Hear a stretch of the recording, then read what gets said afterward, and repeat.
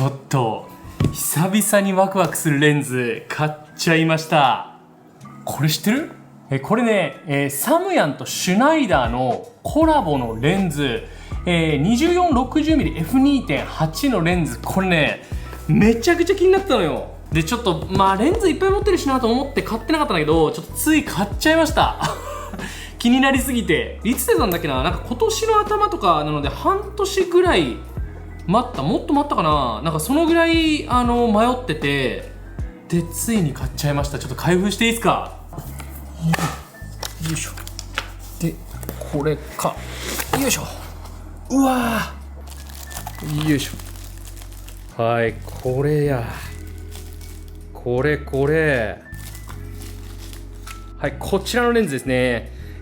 軽いのよ。このレンズ何がいいかって、 24-60mm っていう絶妙な距離感、要は標準レンズの距離感ながら F2.8 透視明るいと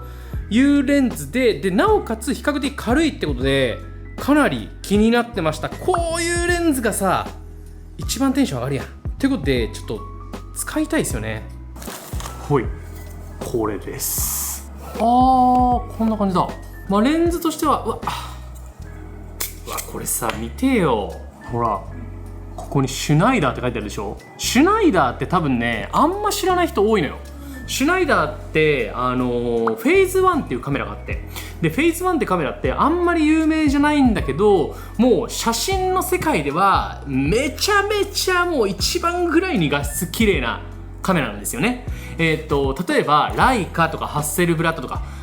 知ってる人も多いと思うんですけども、もうそういうレベルじゃなくて本当に商業カメラとして特化しているので、使い勝手がいいかって言われるとそんなことはないんですけども、ただ写りはものすごくいいと。でそのフェーズ1の純正レンズを作ってるのがこのシュナイダーっていうメーカーなんですよね。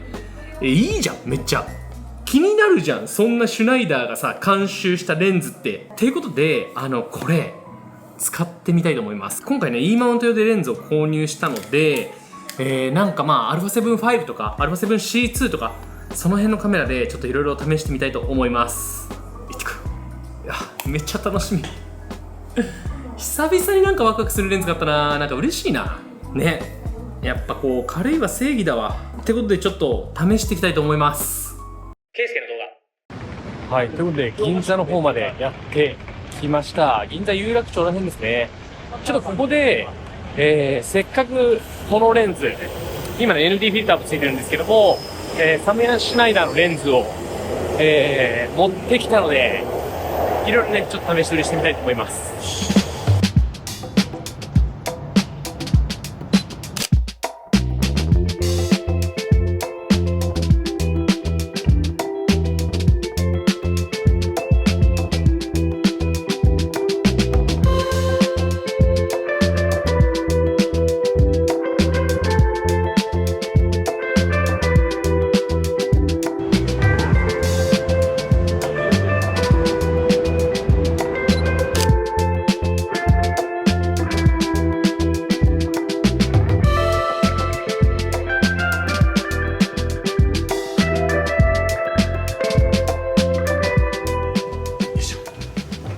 はい、ということで使ってきました。こちらのレンズ、シュナイダークロイツナッハとサムヤンのコラボのレンズですね。久々、レンズレビュー久々ですよね。なんかレンズレビュー久々にしてすごい外を撮影して楽しかったです。今回は動画じゃなくて写真をメインに撮影してきたんですけども、全体的にこいつの特性分かってきたので、その辺も含めてここから紹介していきたいと思います。でまずはですね、この外観とスペックもちょっとチェックしていきましょう。はい、ということで外観チェックしていきましょう。まず、このね今アダプターのリングは別途つけているので、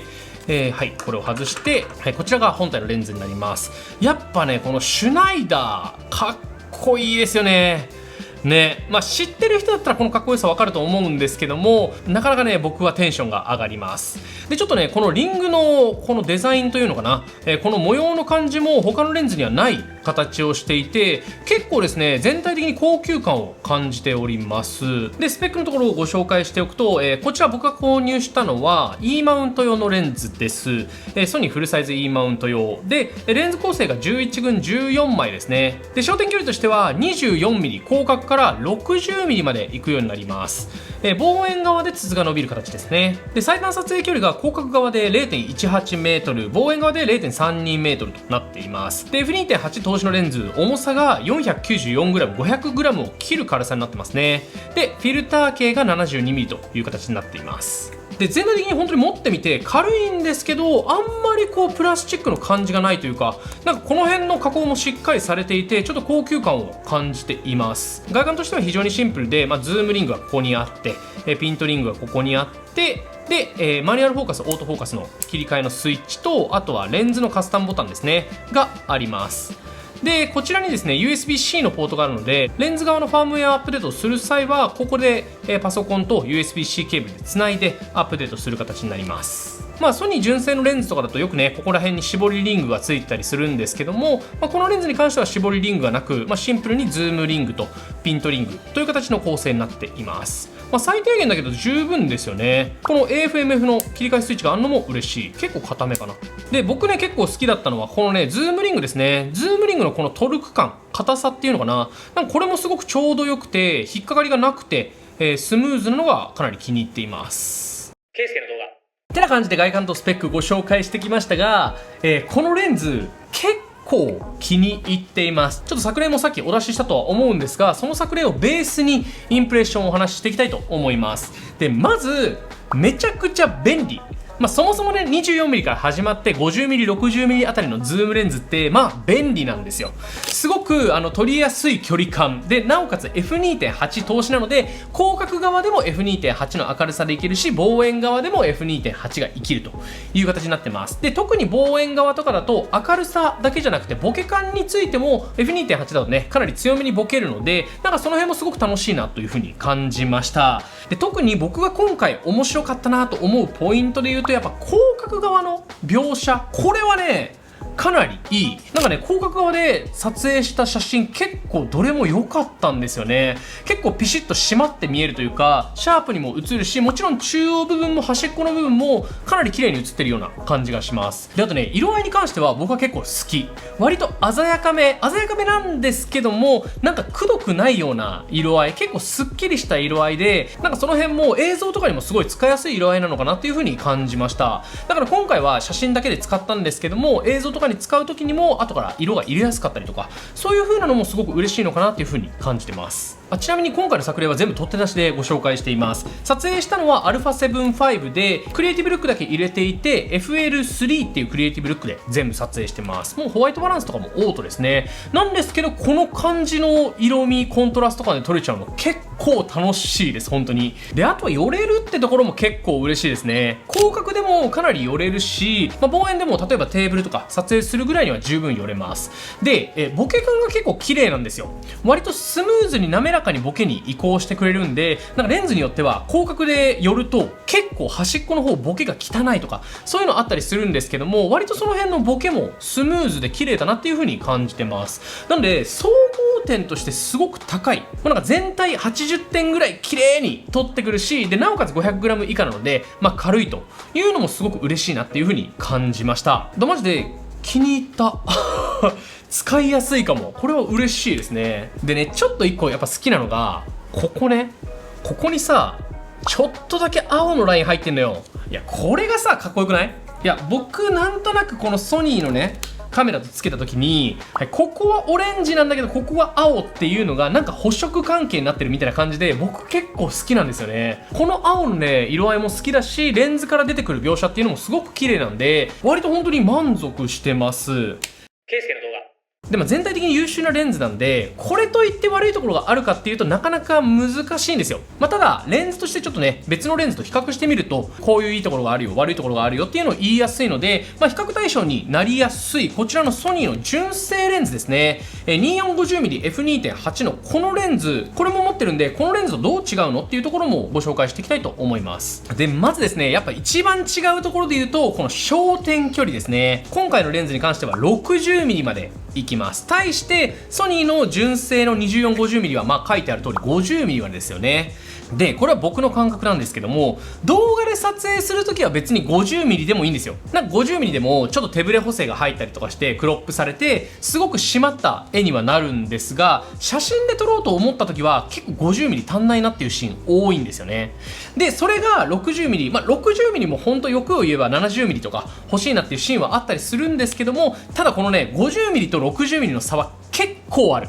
写真で撮っててなんか 60mm はすごく締まった印象になるのに 50mm は少し広角寄りというか、その場の雰囲気がね入っちゃう感じがするんですよね。なので締まった写真が撮りたいなっていう人はやっぱりこっちのね 60mm までいけるレンズの方がいいなっていう風に感じます。であと違うポイントで言うと、今回のレンズに関しては 24mm が一番縮まった状態で 60mm になったら伸びるっていうスタンダードな形ですよね。ただ、ソニーの純正レンズに関しては逆で広角にすると伸びるんですよ。でこれがね違和感あるって人は結構多い。なので、これはどっちが好きか好みの話なんですけど、僕はねそんな気にしてないけど、このね広角になって伸びるのが嫌だよっていう人はこっちのシュナイダーのレンズの方が合ってると思います。ただズームリングの方向っていうのは一緒なので、この辺はなんか嬉しいですよね。例えば他のソニー純正のレンズと一緒にこのシュナイダーのレンズを併用したとしてもズームの感覚一緒なので使いやすいと思います。で逆にこのソニー純正のレンズでちょっと気になっていたのが望遠側 50mm 側での描写なんですよね。ちょっとこのね G レンズに関しては 50mm 望遠側で中心見ても若干甘い気がするんですよ。若干描写もう少しカリッとしてほしいなっていう風に感じたりするんですよね。でそれねちょっと比較してみました。こんな感じ、望遠側 50mm あたりでちょっと比較してみたんですけども、こういう時にはねポケモンカードが一番僕は比較対象になると思うんですけども、これで見ると僕はですね 50mm 側シュナイダーのレンズの方がちょっと描写いいように感じます。若干ではあるんですけど、なんとなくシャープな感じはしますね。このぐらいの描写であればパッと見はね正直わからないかもしれないんですけども、じゃあ写真でちょっと拡大するとか少し画素の高いカメラを使ってみるとか、そういうシーンではやっぱ気になるんですよね。自分が写真撮っててちょっと弱いかもって気になってる部分がこっちのシュナイダーのレンズでは改善されてるっていうのが僕はすごく嬉しいなと思ってます。なのでこういう風に見ていくと結構ねこのシュナイダーの今回のレンズかなり優秀だなっていう風に感じます。重さ的にはソニー純正のレンズの方が 50g ぐらい軽いは軽いんですけども、ただやっぱねこの50から60いけるのが写真においては本当にかなり違うというか、この 10mm 寄れるだけで全然作例が変わってくるんで、やっぱ楽しいのはこっちのシュナイダーのレンズかなっていう風に感じます。であと値段も安いしね、値段もソニー純正のレンズだとやっぱ18万ぐらいしちゃうので、半分とまでいかないんですけども6割ぐらいの値段で買えるっていうのがすごく嬉しいですよね。でただ純正のレンズと比べるとやっぱ1個だけ弱い部分があって、それは動画の時の手ブレ補正ですね。これ僕今までの動画でも結構言ってるんですけども、ソニーってソニー純正のレンズをつけた時にしか本来の手ブレ補正発揮しないんですよ。ソニーね動画の手ブレ補正の時はスタンダード、アクティブ、ダイナミックアクティブ、このね3種類あったりするんですけども、そのアクティブからが強いんですが、やっぱ純正のレンズとこういうサードパーティー製っていうのかな、他社のレンズでいうと手ブレ補正のかかり方は全然違います。でちょっとね比較してみたんですけども、このぐらい違うって感じですね。で静止したら別に大差ないとは思うんですけども、やっぱ歩いて撮るとかそういう時にはちょっと気をつけたいです。とはいえもちろん動画が撮れないわけじゃなくて、手ブレ補正のかかり具合が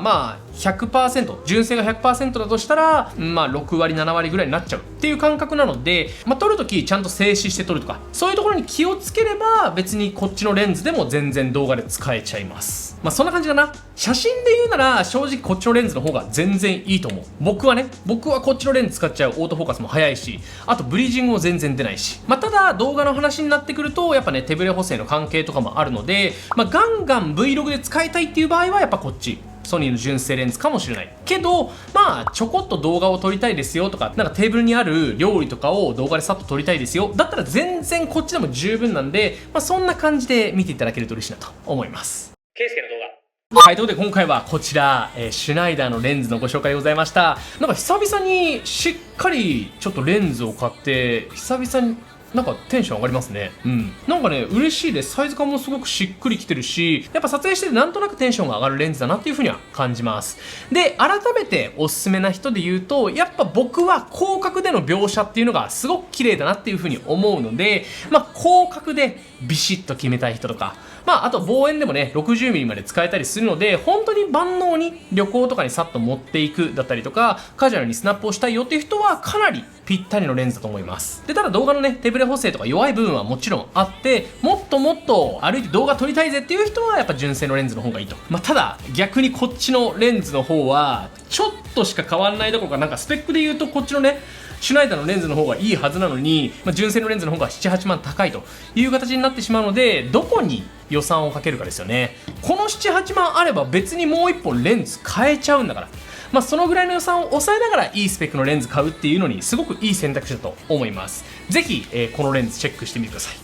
ということで今回の動画この辺にしたいと思います。今回の動画いいと思ってくれた方は高評価ボタン、チャンネル登録もぜひよろしくお願いします。それではまた次の動画でお会いしましょう。バイバイ。